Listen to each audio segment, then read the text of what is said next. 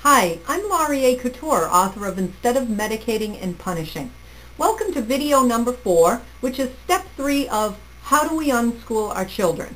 Step 3 is to hook into resources in the community, provide our children with plenty of materials, and to tap into the unschooling community either locally or online. Children's natural learning process requires freedom to pursue their passions and interests through play and exploration. Our role as parents is to love and support our children and to provide them with materials and resources to spark their interest or to help them pursue the passions they already have. It is also important for us to tap into the support of other unschoolers through the unschooling communities in our local area, in our state, or online if we don't have homeschooling communities in our area.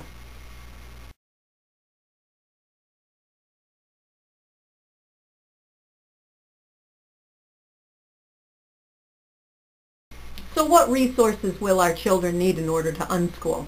The list is literally infinite. It can be anything that you can dream up or that they can dream up. Children are going to need a variety of materials and toys and topics, places, events, and opportunities to explore and learn and pursue their interests or spark new interests that they didn't even know they had. The best place to start is obviously with their current interests or passions. So if their interest is in Legos, then you want to make sure that they have plenty of access to Legos and that maybe you can even help them organize those. If they love to cook, we'll make sure they have enough ingredients and access to be able to get things at the store that they would like to cook with. If they love animals, you want to make sure that they have access to animals. If they're artists or they're into the arts or music or drama, you want to make sure that you're providing many opportunities for them to be exposed to the arts. So here's a list of some ideas that I've come up with that have worked for my son and I for different materials that you want to expose your children to, places in the community, and things to do in the community.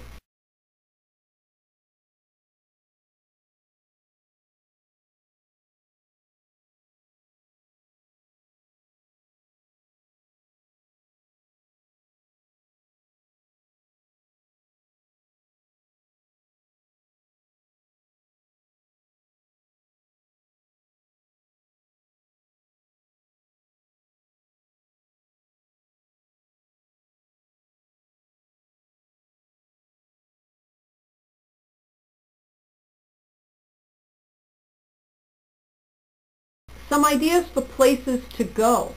You can explore the woods, the ocean, any place outside, fields, rivers, lakes, mountains.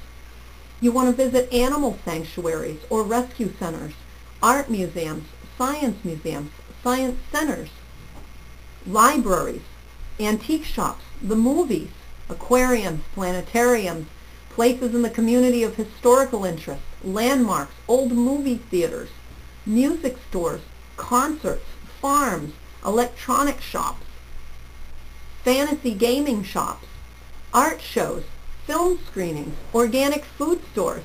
Talk to mechanics, construction workers, clothing designers, hairdressers, and artists.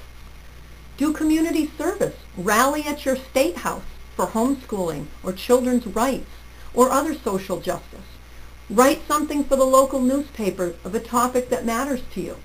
Rent movies that have topics of interest. Go sledding, snowboarding, hiking, swimming, rock climbing. Take karate, yoga. Play at the park. Play basketball, soccer, tennis, skateboard. Anything you can imagine. Start a club, a group, or a band of something that your child's interested in, or have them start it. Have them make the phone calls to start it. Have a group that meets for Legos, chess, dolls, cooking, role-playing games, Dungeons and Dragons, Pokemon, animals. Have a group of homeschoolers come together that really love those things. Encourage your child to start a business. My son started a business doing stuffed animals.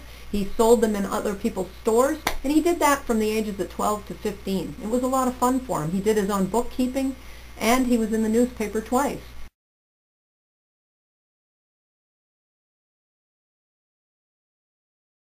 Hook into your local homeschool or unschooling groups.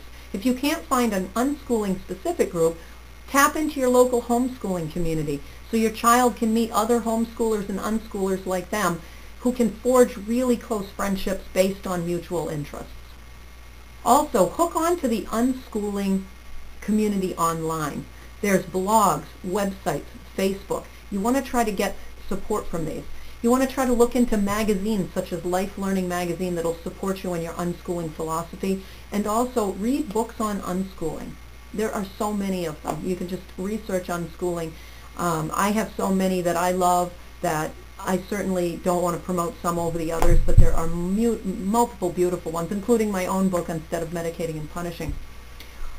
So thank you very much for joining us for this video, and what we did in this video was step 3 of how to unschool your child, which is to hook into community resources, get materials for your child, and hook into the local unschooling community. Please join me for video number 5, which is step 4 of how do you unschool your child, which is document. Thank you very much.